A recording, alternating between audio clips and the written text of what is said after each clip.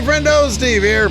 And Larson. And welcome back to Going In Raw, the only pro wrestling podcast you need to be listening to right here at youtube.com/Steve and Larson. Available wherever podcasts can be found, and of course, taped live at the Twitch at twitch.tv/Steve and Larson. The Forbidden Door is right around the corner. This Sunday, we're going to be live at twitch.tv/Steve and Larson, watching it with the Enforcer, with all the friendos. So be sure to come on by. Wrestling's always better with the friendos. Tonight, we're going to talk about AEW's Dynamite, the last Dynamite before Forbidden Door, with a couple more matches in place. We're going to talk about some NXT, and first, appropriate to NXT, we're going to talk about this little bit of news that dropped today. Triple H apparently announced that he was back at work back in March for WWE with a different role apparently. Yeah. After his cardiac event. But we hadn't really heard if he had any involvement in NXT 2.0. Now John Pollock from Post Wrestling reported today that the game spoke at the WWE Performance Center in Orlando and stated that he's back. Pollock added that, quote, "It is unknown what that entails, but that was the wording I was given." Interesting. Very interesting. I wonder, are these dominoes falling over from the Vince McMahon hush money scandal? Laurinaitis, he's gone. Bruce Pritchard takes his talent relations job in the interim, and that opens up maybe a spot for Heartbreak and Triple H to click it up again at the head of NXT. I would have figured that the cardiac thing would have precluded him from doing that, but maybe because he's got some help with HBK and he's been doing it for a while now. Exactly. It could be more of a, hey, I got a good idea.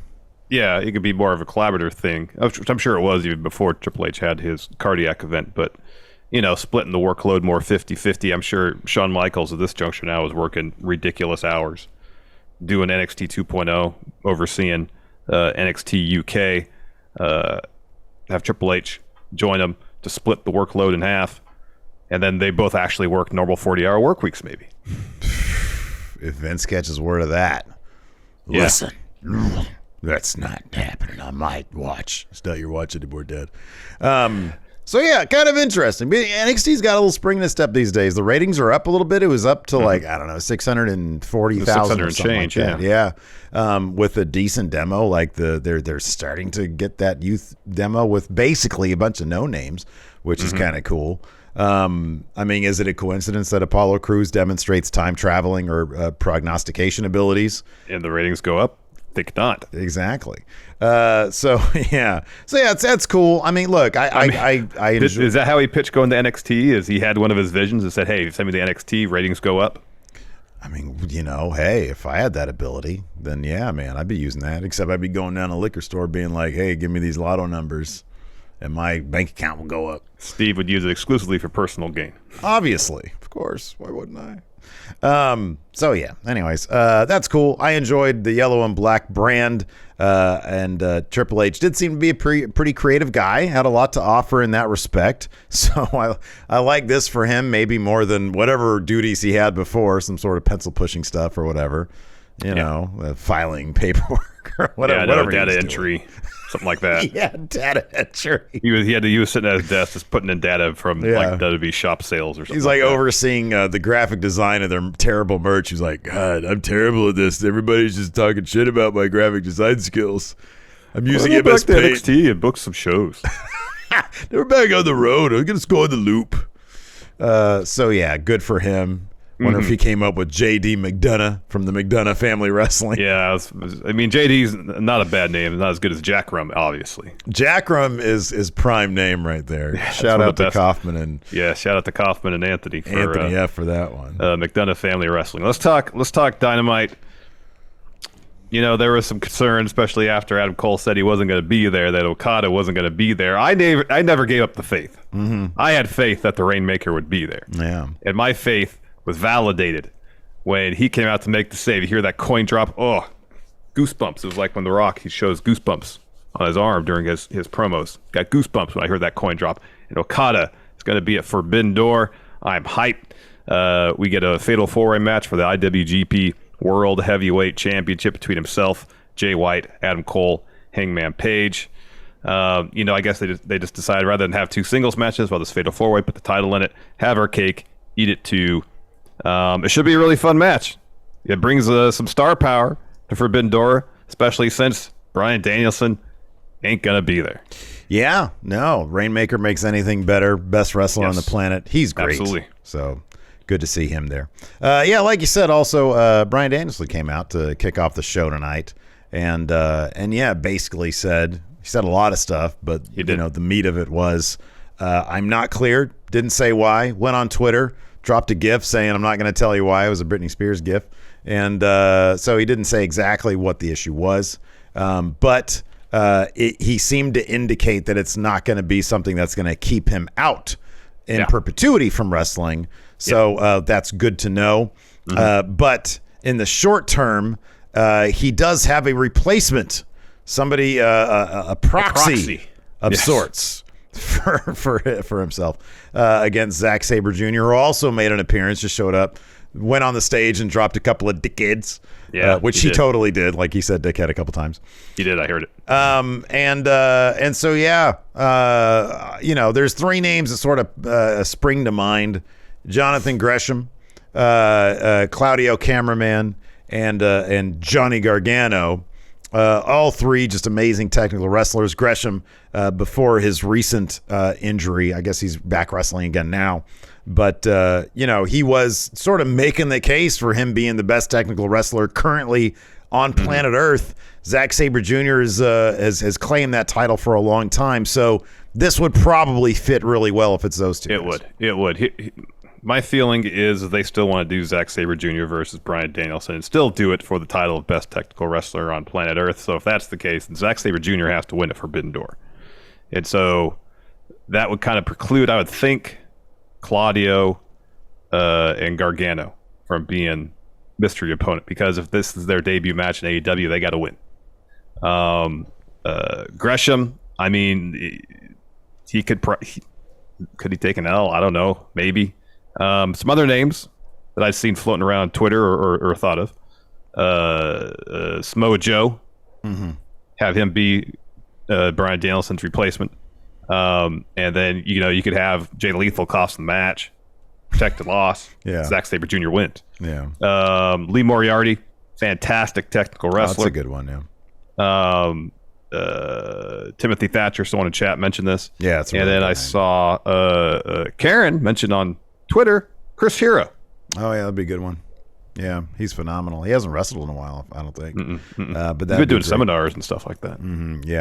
The only thing about isn't Gresham still the Ring of Honor champion? Yeah. But so I don't know if they want to have the Ring of Honor champ lose. Yeah, no. Yeah, that's sort of the only other caveat. Out of all those names, I agree with you on pretty much everything you said. I wouldn't put it past. Like, I think Claudio Cameraman, he can't lose in his debut. Gargano, I could see him coming in and being like, what's a big deal? He clearly is in not a rush to come back full time. What's to say, I'll come eat a loss, come back, I'll get a win later. So here's another thing to consider is not only is this wrestler replacing Danielson in this match, they're replacing him in Blood and Guts as well. Yeah. Who knows? I don't know. In any event, it'll be interesting. I was hoping they would debut him tonight. I want to know what's going on heading into this show. No, it's intrigue. You got to watch the show now. Well, yeah, I get the philosophy, but I don't like waiting. I want it now. Yeah, I know you don't like. Oh, perfect. Jorge says Green Cane. Let's do that. Haas Hart. That's what Enforcer said. That guy's already the Wrestle Juice champion.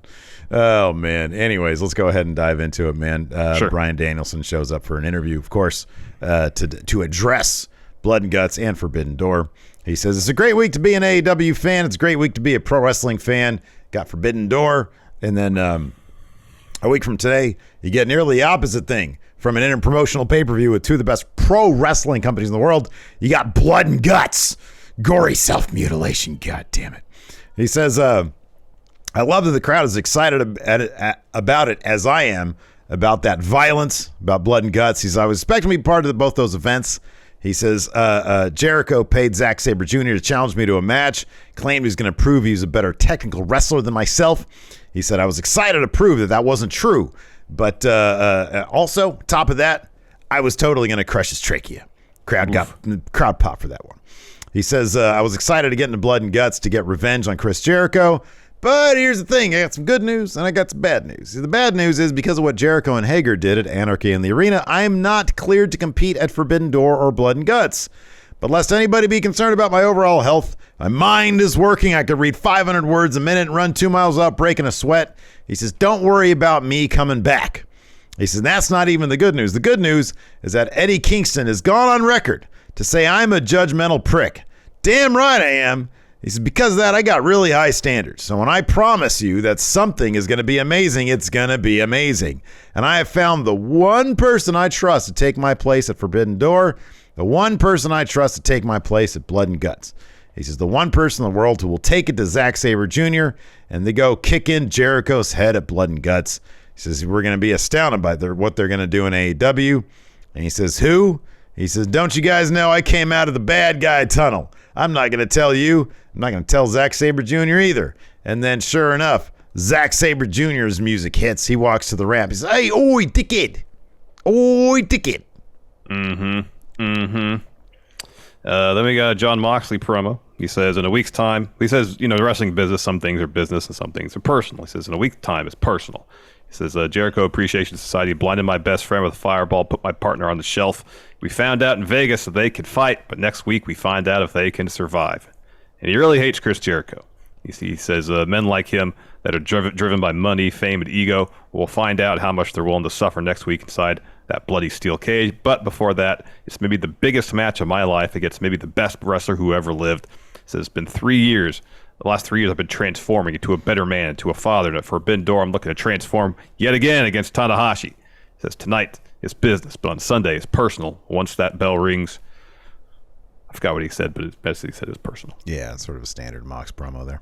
Yeah. After that, we had Roppongi Vice, Roppongi Nights, and Orange Cassidy versus Will Ospreay in Aussie Open.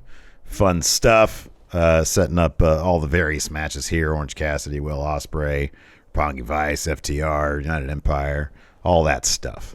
Yep. In the end, Orange Cassidy gets the win with an orange punch on Fletcher from the Aussie Open. I don't really know much about these guys. I need to watch more Aussie Open. I don't either, but that double team Alabama Slam thing they did was pretty cool. Yeah, it's pretty rough.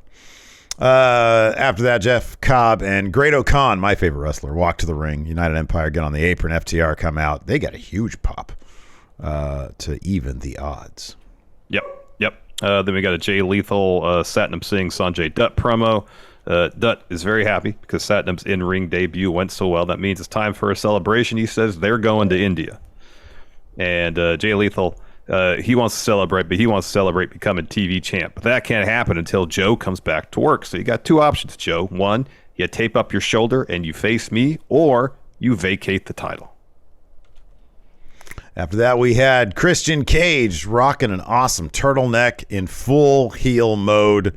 He had an interview way too long, but I thought there was a lot of funny stuff in here. I thought there was some good stuff. He saw, the crowd's booing him and stuff.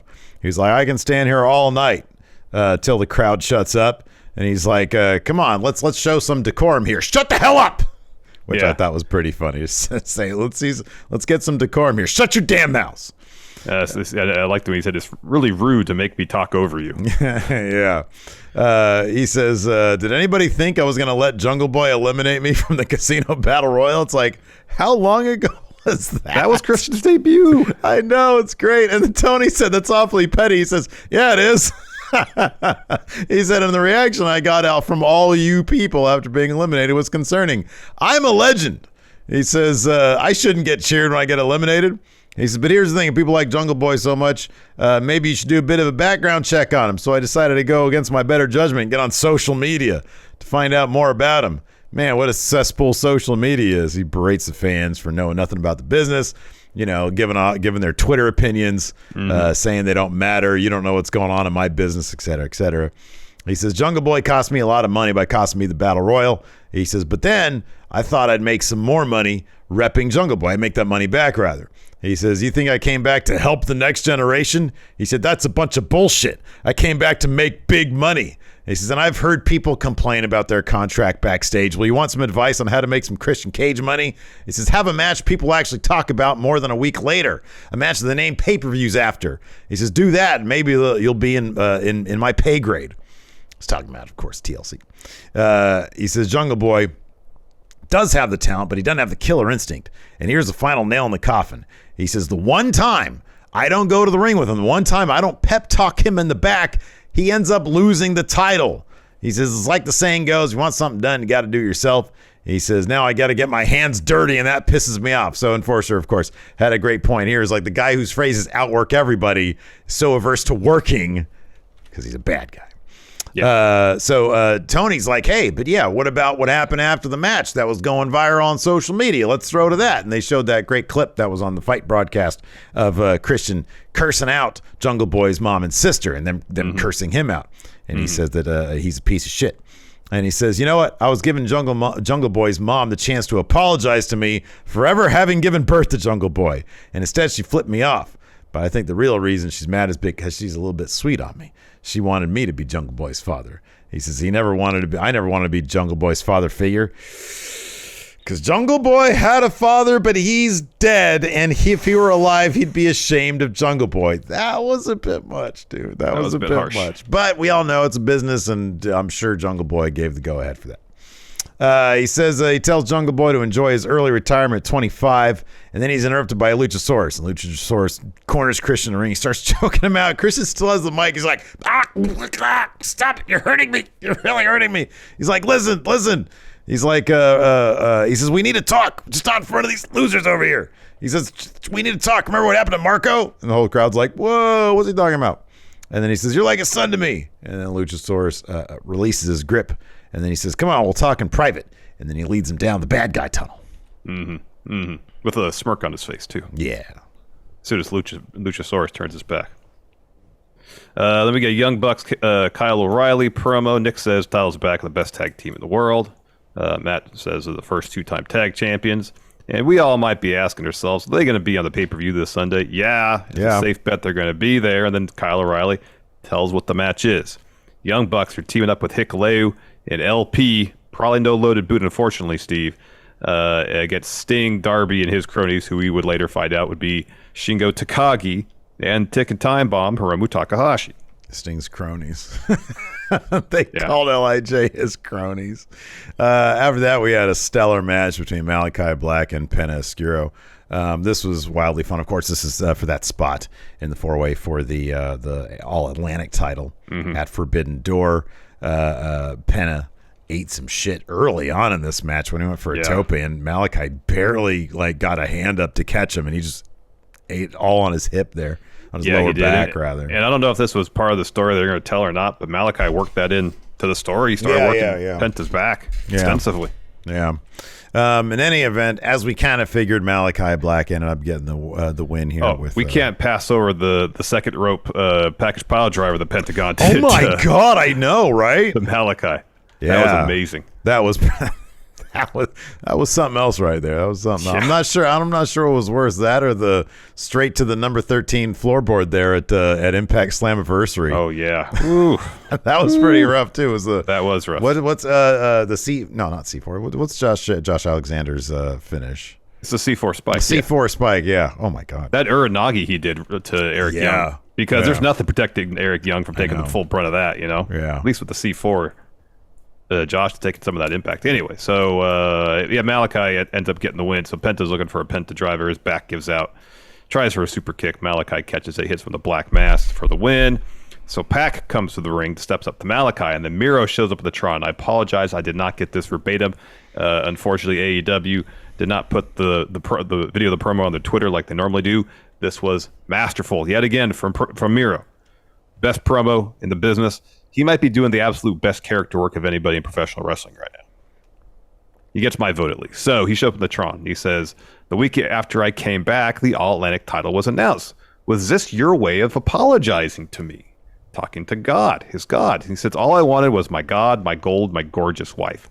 He says, I'm going to take Ishii and all the bastards and all the pagans to meet God, and then tells them, the people he's about to vanquish, Ishii, Pac, and Malachi, to tell that coward the Redeemer wants a word with them. Yeah, man.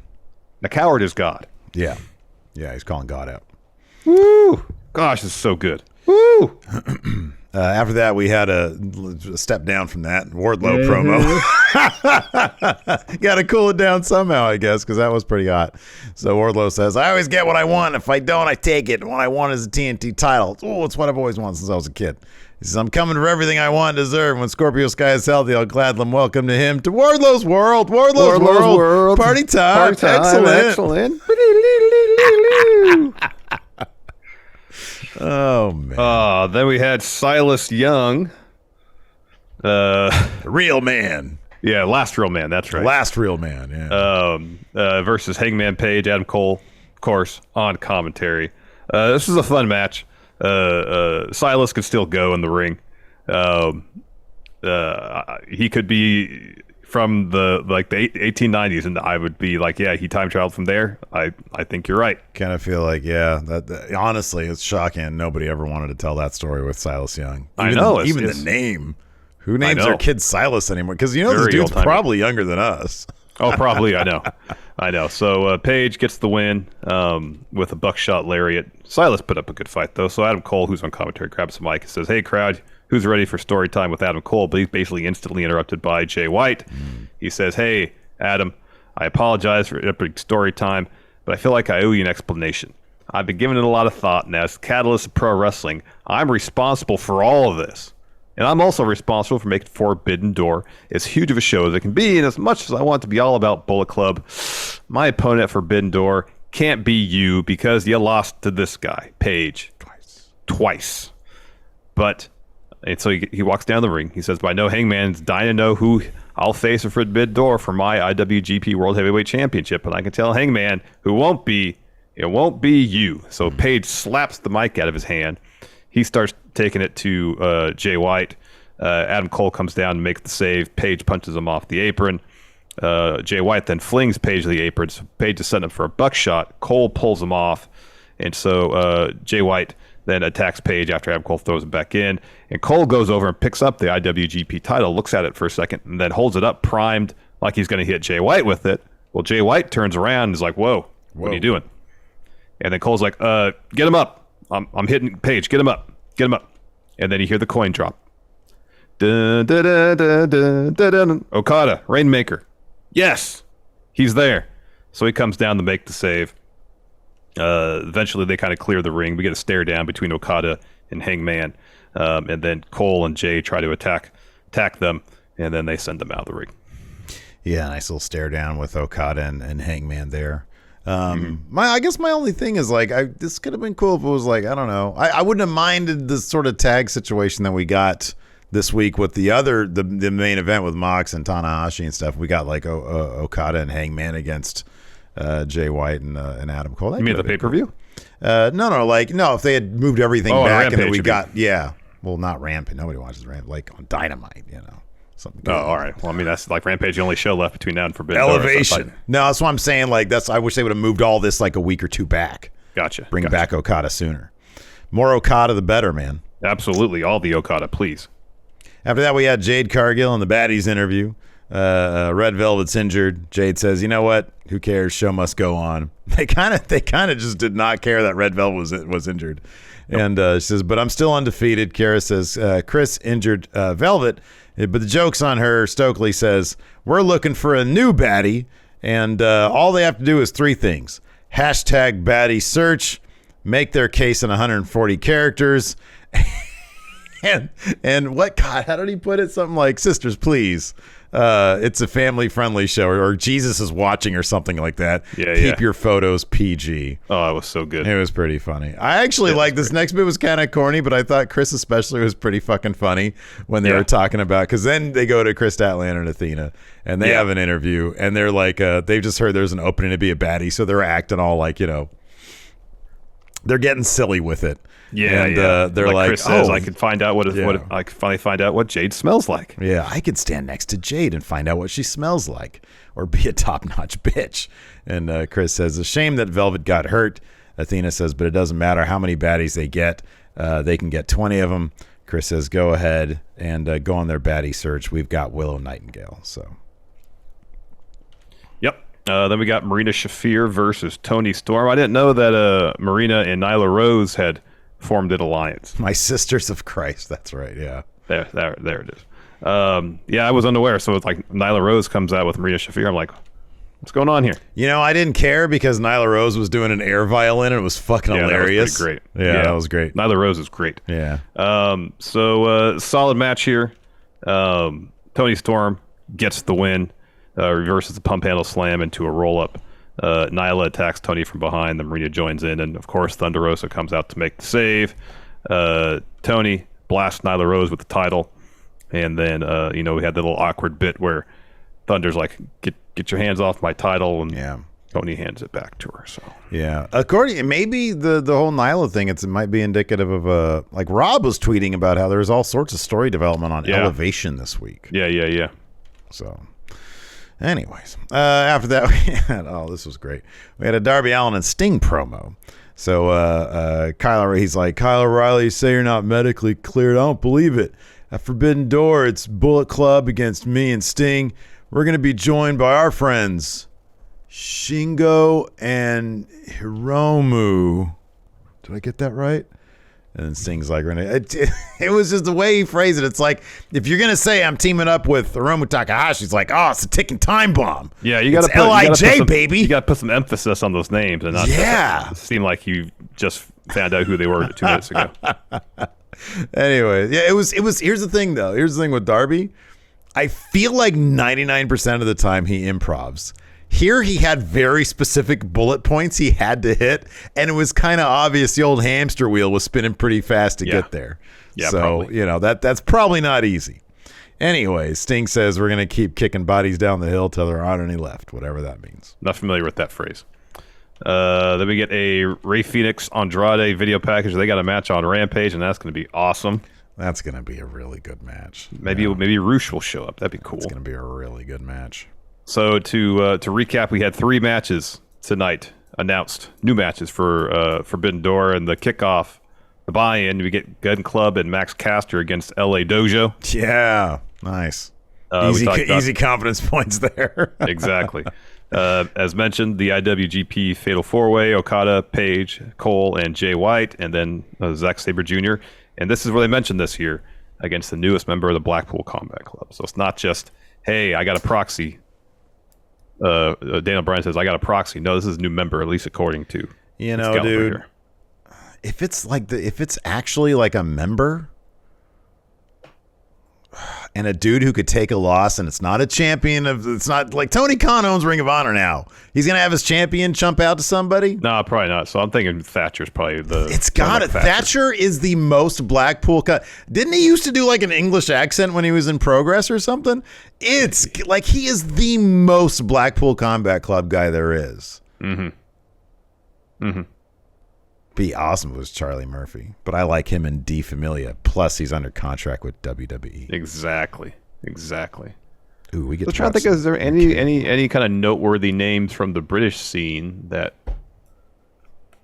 that's not signed to WWE? Oh man, I don't even know what's going on. I mean, yeah, like what? Flash Morgan Webster. yeah. A little twitchier cheek is kind of all that. Yeah. Cara Noir. Maggie would love that. Thatcher's the perfect name. Yeah. Thatcher's the perfect name. Yeah, Thatcher would work. We got our main event. Chris Jericho and Lance Archer taking on Mox and Hiroshi Tanahashi. Another fun match. Yeah, fun stuff. Archer ate the loss here, eating a paradigm shift from Mox after Mox escaped the blackout. He tags in Go Ace. Tanahashi hits Archer with a high fly flow to get the win. And then just like 11-person melee breaks out ringside. Like everybody from Jericho Appreciation Society. You got Kingston, you got Santana Ortiz, you got Wheeler. And this whole time, Shooter's there too. This whole time, Tanahashi and Mox are just staying in the ring, chatting each other up. Yeah, it didn't really even seem all that, aggressive. No, nothing contentious about it, really. Trading some recipes, perhaps. I don't know. Could be. Maybe Tana's going to write a book soon, and he was looking for tips from Mox. Could be. Like, hey, man, I read your book. It was solid stuff. I'm stuck on chapter 13. Any ideas on how to intro a chat? I don't know. Anyways, good stuff. Good stuff. Let's talk about NXT. Notable for some pretty good wrestling. Cameron Grimes and Idris Nove had a killer match. That was cool. Cameron Grimes is going to be the next challenger to Braun Breaker's title. Yeah. At the what is it? Great American Bash is coming up, right? Is that what it is? It's not a premium live event. It's just a special brand episode of NXT, if I remember correctly. Excuse me. Yeah. Oh my goodness. We had more stuff with the Legatos, as Tony D'Angelo calls them. Tony D had a North American title match with Carmelo Hayes, and when looking for some weapon to help him in this match, what's his face, Santos threw the brass knucks elsewhere to Carmelo Hayes, and he knocked his ass out with him and won the match. That was pretty funny stuff. I don't know, NXT, it makes me chuckle, man. I don't know why. You know what, dude? It's entertaining, man. It's all this sports entertainment with a bunch of nobodies. I find it thoroughly entertaining. I really do. Well, I feel like we say this, or at least I say this, kind of ad nauseum, but they're focusing on characters. Yeah. And the characters motivate the stories. Yeah. Yeah, I know. And Santos is doing really good character work, and that's why it's that story is pretty solid right now. And this isn't necessarily a bad thing, but when AEW is at its worst, the one thing you can say is, I got Andrade versus Phoenix coming up. That's going to be a hell of a match. You're always going to get great matches every week in AEW, right? And I love that. But sometimes they move so quickly through the character stuff that they just don't focus on it as much. And NXT really focuses on that because they understand that that's what Vince wants. He's not looking for work rate. He's looking for characters. And there's something to be said for that. I mean, NXT's ratings have kind of been going up lately with, like I said, kind of a bunch of nobodies. Yeah, it's interesting, though, that NXT's approach to character work is comparable to NXT UK in that it's nuance isn't the exact word I'm looking for, but it's not at what they're doing. Here's the thing. In NXT's, characters are consistent from story to story. Yeah. Yeah. And the stories between characters are motivated by who those characters are. And that doesn't Personality always happen. clash. Yeah. And that doesn't always happen on the main roster. Sometimes they'll change someone's personality at a flip of a switch to fit what they want to do. Yeah. Exactly. And NXT doesn't do that. Yeah. And so while, there's a focus on character in NXT, it's not exactly the same exact approach in NXT as they do on main roster. It is going to be very interesting to see if there is a change, if there's any dynamic shift, if there's any, if Bruce Pritchard if there is a domino effect like we talked about earlier. It's just going to be just like it's been interesting to see since October, September, whatever it was, them, go from people who have been with the WWE for like 6 months or whatever, 4 months or whatever it was. I think it was like 6 months. And to see them develop and see where they're going to take it, it's been interesting to see, and it's been a lot of hit and miss. There has been plenty of hits. There's been plenty of misses. But one thing that I do appreciate is that they have kept plenty of good wrestlers around. And, I mean, signing a guy like Idris Enofe, and I hope this guy gets the world because he is a phenomenal wrestler. He is. And that match he had with Cameron Grimes was pretty damn good. So anyways, no big revelations from NXT. I'm still waiting for the dyad. There is unmasked. We're getting a new talent.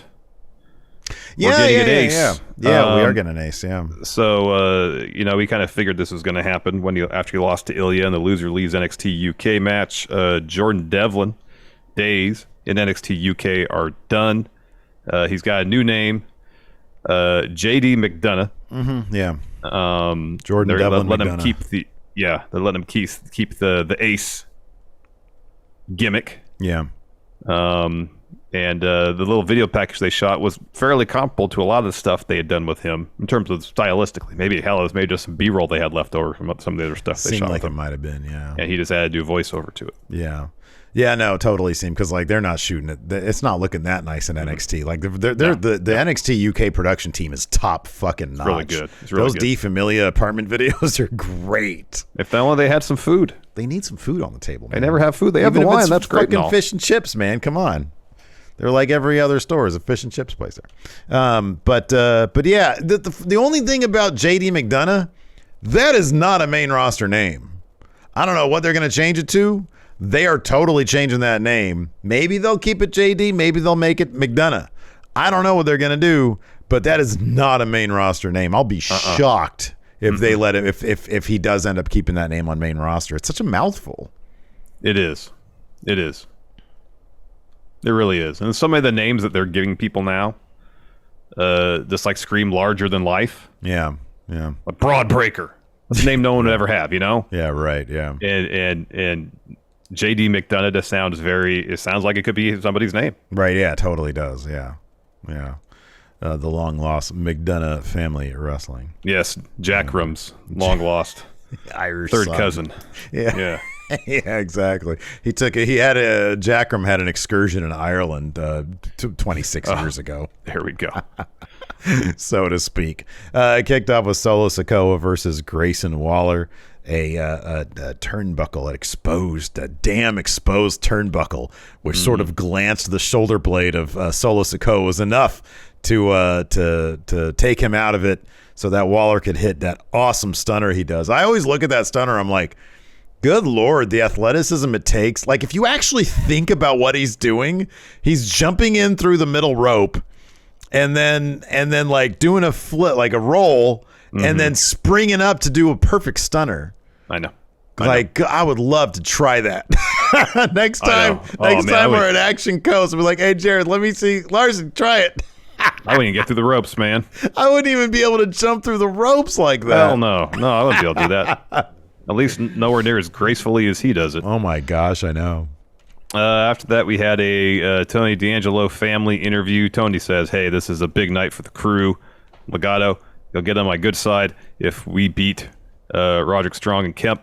And then I get my first taste of gold tonight.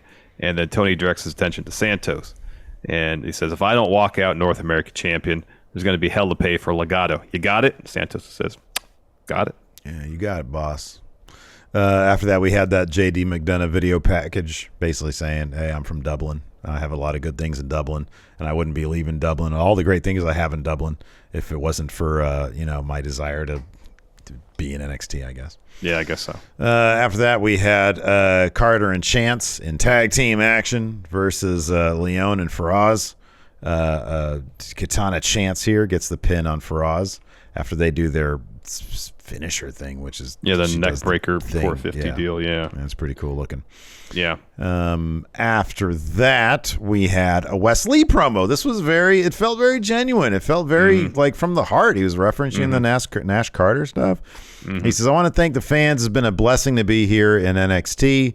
He says, and it's much needed, especially after the last 3 months. He said, I've gone from the highest of highs to quite possibly the lowest of lows. He says, I went from being a 2-time tag champion, reigning with my best friend and brother, just to have our world explode. He says, but I must say I wear my tears proudly.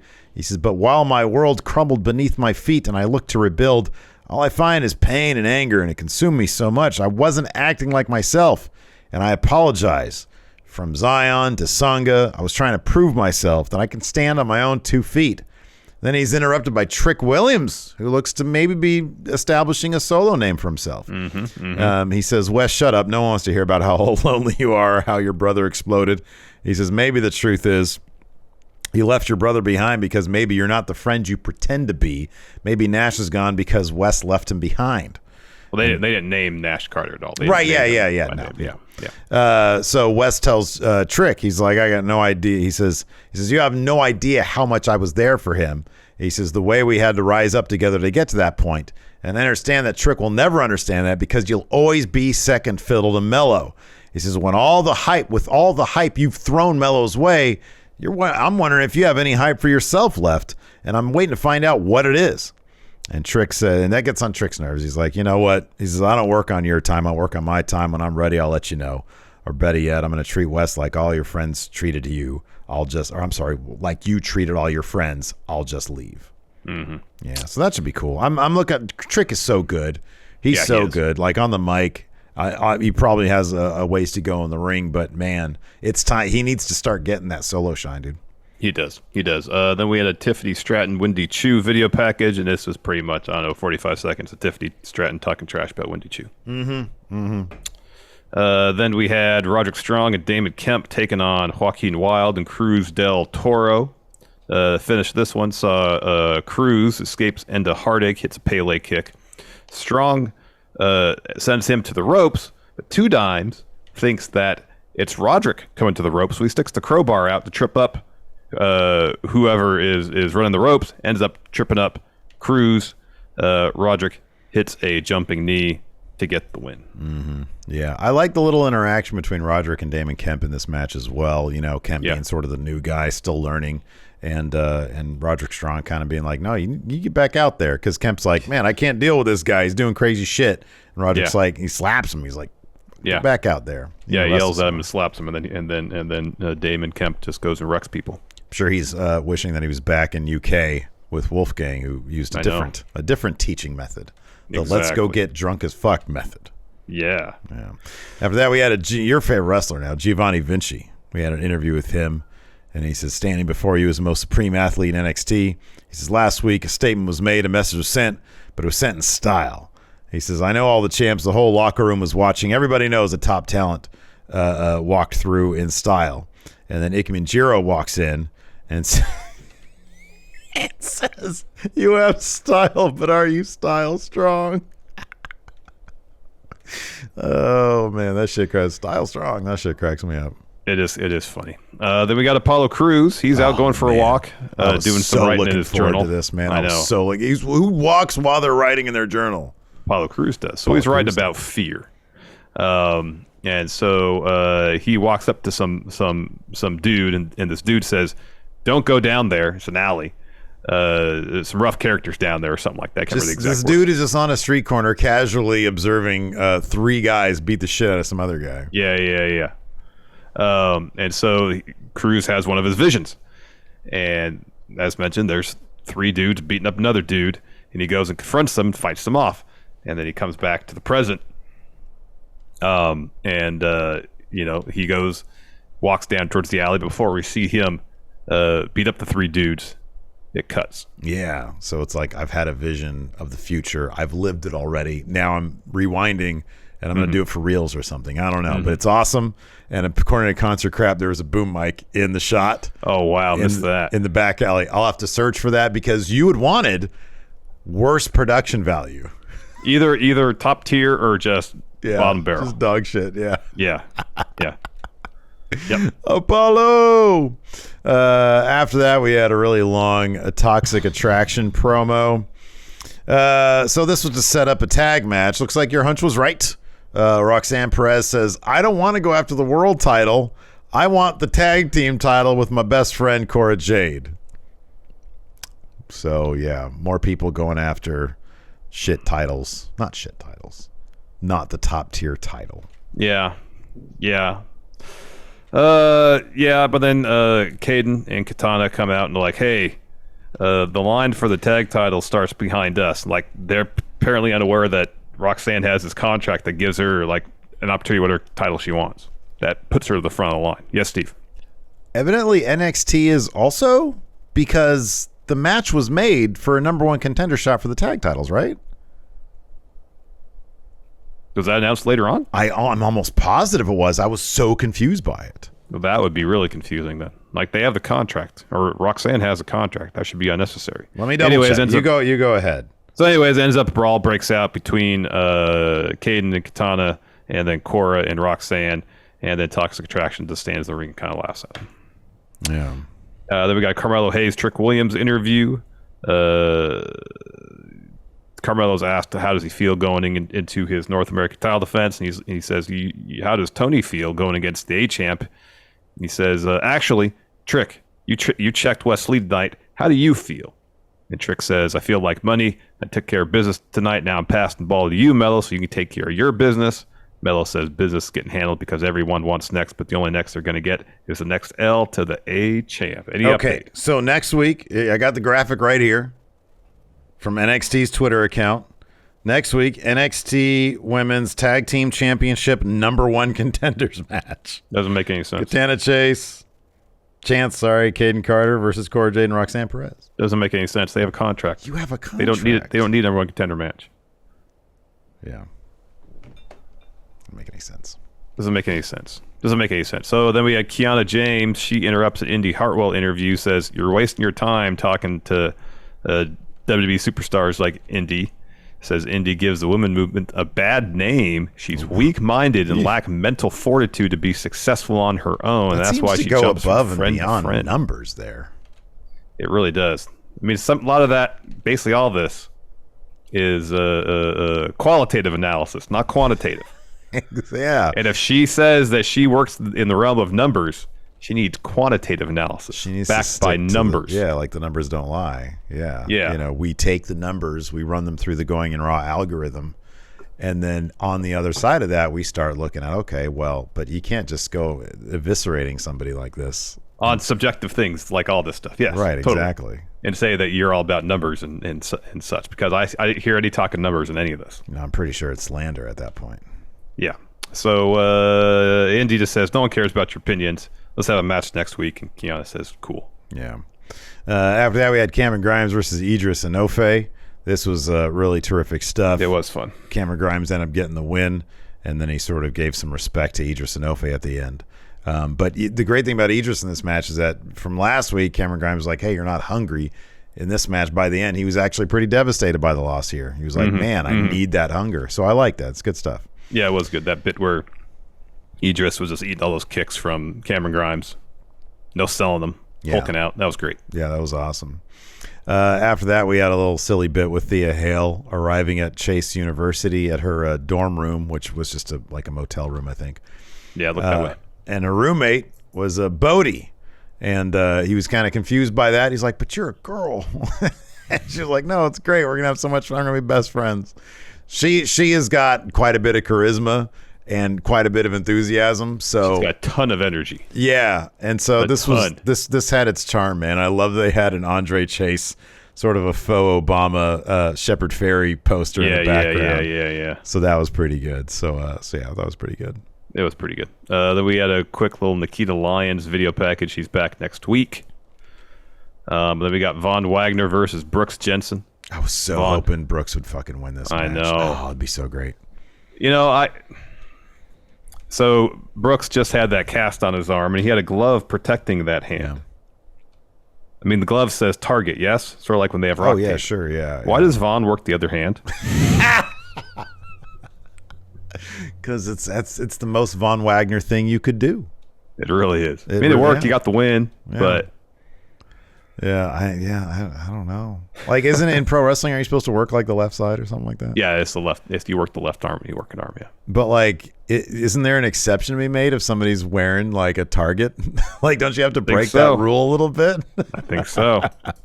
You would think so. It's such a Von Wagner thing, dude. It really is. He does get the win here again because maybe he understands I don't need to target anything. I'm just gonna play this the Von Wagner way. Maybe he thought, well, Brooks is going to expect me to work the bad hand, so I'm going to do something unexpected to work. Yeah, there's the other no hand. Chance Von Wagner's playing 4D chess here. No. After that, Braun Breaker, walking into a locker room. It's my locker room. Hey, look, it's Cameron Grimes. You're so sweaty. You got a lot of heart. Your heart's enlarged. Yeah, that's the Grimes I'm looking forward to facing at Bash at the Beach. Grimes says, if this is the Grimes that shows up, I mean, the Great American Look. No, it's funnier if Braun thinks it's Bash at the Beach. He says, well, if this is the Grimes that shows up, I'm going to be the next NXT champion. To the moon. To the moon. After that, we had a overly long Joe Gacy promo where he's pretty much telling everybody this is Grizzled Young Veterans. Yeah. He says, the two of you, known as a region in England's number one. No, he didn't say that. But still. He didn't get that specific, but it was pretty clear this is these grizzled young veterans. Pretty much, hey, showed you the light, ready to take over the world, blah blah blah. It's gonna be so goofy. I can't wait for the reveal because it's just gonna be like, what, you guys? It'd be great if Gibson just started doing number one. Joe Gacy's number one. It'd be great if they like unveil themselves and then Gibson has stolen Casey's wallet. They still have the exact same grifter the routine. Grifter gimmick. That'd be funny. Yeah. Oh, I would fucking die. I would die if they did that. Please do that. That would be great. Then we had Alba Fire versus Lash Legend. Joe Casey's number. Soon to reveal our identities to the NXT 2.0 universe. Hit Forster says this was a long con. Yeah, exactly. A long con, exactly. Oh, I would love it. That'd be great. Get Alba Fire versus Lash Legend. So Alba evades a pump kick from Lash, hits a gory bomb. She goes up top looking for a swanton. Lash evades that and gets Alba's bat, hits her with it. Alba wins by DQ. This feud continues. And then we had our main event, Tony D'Angelo versus Carmelo Hayes. So, you got Trick out there. You got Legato out there. You got the two guys. That's going to be one guy as of next week because the one guy's gone. So Stacks distracts the ref so that Santos... And he's like there in the apron. Tony D's like, he's like on his belly basically. He's looking at him eye to eye. They're only like 2 feet apart. And he's like, hey, come on, give me the thing. And Santos says, oh, you want the thing? And he pulls that out, he puts it on the thing. He's like, come on, slide it over here. And he goes, whoop. He slides it off to fucking Carmelo Hayes. And then the ref's still distracted. Tony D turns around, bang! Hits him right in the kisser. Yeah, Santos is doing great work with this whole story. Yeah, no, he totally is. Yeah, and I have no idea. Like Tony D, what is he thinking? Having his mortal enemy part of his family, like Tony, it's just showing that Tony's just incompetent as fuck. It's hilarious. Yep. Oh man, that is true. That fucking Gibson shit killed me. Joe Gacy's number one. Oh god. Anyways, let's go ahead and answer some questions. I got I have a bunch of questions here on the Patreon, patreon.com/Stephen Larson. If you can't make the show live, we have question threads for every recap episode we do. We will be live tomorrow on the Twitch. No, tomorrow is, we're Smash Zone tomorrow. Numbers don't lie at 3 and then Smash Zone at 5. I'm thinking today's Thursday, but it's only Wednesday. No, it's only Wednesday. And then on Friday, we've got our 11 a.m. Pacific, 2 p.m. Eastern podcast. Yep. Blake Whitehouse says, have AEW booked themselves into a corner with the ranking system? He says, with the exception of Mox, none of the top 2 contenders in any division will be challenging the respective champions anytime soon, and it feels more frustrating that they're ignoring it. So, Blake, my suggestion to you would be fucking ignore the rankings. Use them as a tool just to see, okay, what story possibilities are they going to be telling? But I've never really considered them something that they need to adhere to. I don't need that level of logic in my wrestling. I like the rankings because it does give me an indication, okay, who do they like? Who do they want to feature? Et cetera, et cetera. Yeah, and if they want to easily and quickly motivate a title match, bang, it's there. Mm-hmm. I the only time I've ever looked at the rankings is that when you and I would start talking about possible contenders for certain people, I just flip over to the rankings and say, oh, who's on the horizon? Because it gives you an idea of what story ideas might be coming up soon. Yep. Jorge D here asks, with Forbidden Door this week, how great would a NXT versus NXT UK premium live event be? Braun versus Ilya, Noam Dar versus Carmelo. Yeah, it'd be great. That'd be good stuff. All the stuff between, World's Collide, all the stuff that they've done with the excursion from NXT to UK has been really fun. Did you read any of the spoilers for the most recent set of tapings? Of what, UK? Yeah. No. Interesting stuff happening? Mm-hmm. Okay, all right. Don't tell me. Does it have to do with excursion stuff? I'm not going to say anything. Okay. Sokenro says, how do you feel about Forbidden Door? I feel better about it now that OKADA's there. I feel like... So here's the deal. I do think AEW has not approached this properly because I feel like you're already down Punk. You know you're probably going to be down Danielson. There's a variety of matches that just have no possibility of taking place. Kenny's not back, et cetera, et cetera. Because of that, they had to scramble to the CMLL stuff. So the rumor was Andrade and Ospreay were supposed to have that match. Mm-hmm. So because of the stuff that's been going on, they haven't been able to give you the true, actual dream card.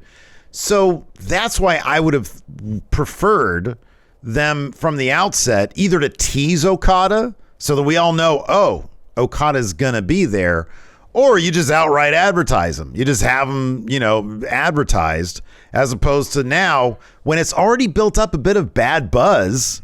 Now you debut them, and now you have them out there. I'll offer this in response, and this is just playing devil's advocate here. What if Okada, to a degree, is a last-minute addition? Maybe he wasn't going to be there, but with Punk being out, with Danielson being out, they're like, we need some more star power for the show. Let's bring in Okada after all. That's a possibility. That is a possibility. But don't you go into Forbidden Door? Like, if what you're saying is true, don't you go into it with Okada? I mean, if you, in a perfect world, and you can, yeah, but, circumstances exist that might preclude him from being a sure thing immediately, Mayor Planet Houston says, hey, he probably didn't want to do it. He was on vacation.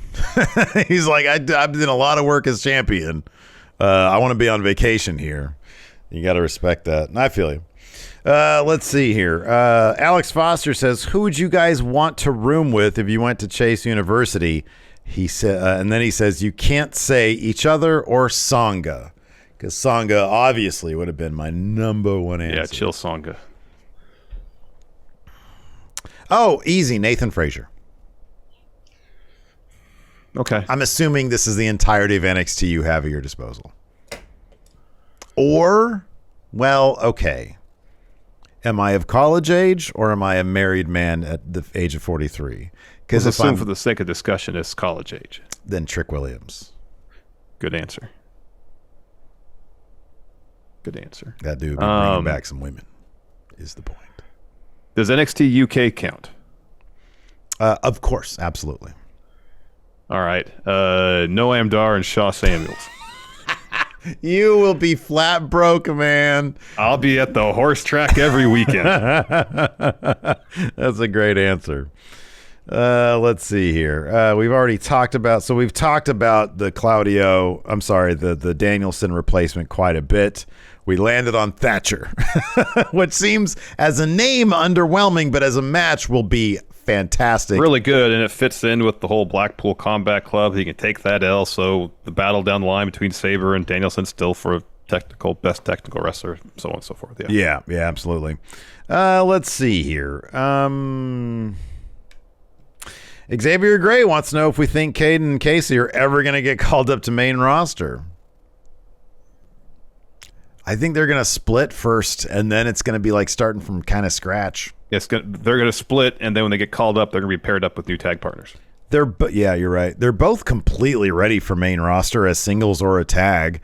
I would think that they would not want to go up as a tag simply because they don't do tag teams on main roster. So I hope they do. You got to figure. I guess I wouldn't be shocked if. I don't like talking about releases, but I mean it's a normal aspect of WWE. I don't know. I feel like it'd be a 50-50 thing. I do. But hopefully, I really want them to go to main roster and succeed. I like them both. Yeah. John Fear and Loathing and Cornbread Haas kind of have similarly themed questions, so I'll ask them together. John Fear and Loathing says, in kayfabe, how did Jay White go from saying he won't wrestle Cole or Hangman to a fatal four-way with Okada? And then Cornbread Haas says, how did Orange Cassidy, someone who hasn't wrestled in a while, become number one contender for the IWGP US title, a title AEW doesn't even own? Hold on, wait. Before you answer that, there's a similar question to this. Moses Opposa says, who did Jay White think he was going to face at Forbidden Door? So we see this all the time in New Japan shows. After the champion or someone winning the championship, after championship match, someone just come out and challenge, and then bang, they get their match. Yeah. So Orange Cassidy coming out and doing the thumbs up thing to Will Ospreay, that's him challenging. If Ospreay accepts, match is on. That's how it works. Yeah. That's been established in New Japan. They don't have a ranking system that I'm aware of. Right. Yeah. So they're not beholden to that. As far as the Jay White scenario, I mean, there's bookers. They've established that on TV. Tony Khan got on the phone with Gato after that altercation in the ring. They made the match. Yeah, maybe Gato's like, hey, let's see how this plays out. Let's see what Jay White thinks is going to happen. Because, yeah, he's just showing up. Oh, it's not going to be you. I'm the Catalyst. Night Pivot. Oi. Anyways, Jay White he's gonna call out QT Marshall. The ace of AEW, QT Marshall. Anyways, that's the catalyst of AEW. The catalyst of AEW. Well, yeah, it wasn't for QT. None of this would happen. Jay White versus Satnam Singh. The catalyst of AEW, Satnam Singh. Anyways, that's going to do it for us, everybody. Thanks so much for tuning in. We appreciate it. Join us tomorrow for The Numbers Don't Lie for patrons, Twitch subs, and YouTube channel members. And, of course, at 5 p.m. Pacific, 8 p.m. Eastern, it's time for the Smash Zone right here at twitch.tv/Stephen Larson. We're having a Sid night, yeah? We're having a Sid night, then some Press Your Luck, then some Family Feud. It's going to be a good one. Nice. Thanks for watching, everybody. Till next time, we'll talk to you later. Goodbye. Hey, what's up, everybody? This is Stone Cold Steve Austin impersonator Phil McDonald here to tell you to go support Going In Raw and Friendo Club at patreon.com/Stephen Larson. They got bonus episodes, ad-free audio, a weekly newsletter rounding up the weekend wrestling news, and a bunch more. Patreon.com/Stephen Larson. Go support or get hit with a stunner.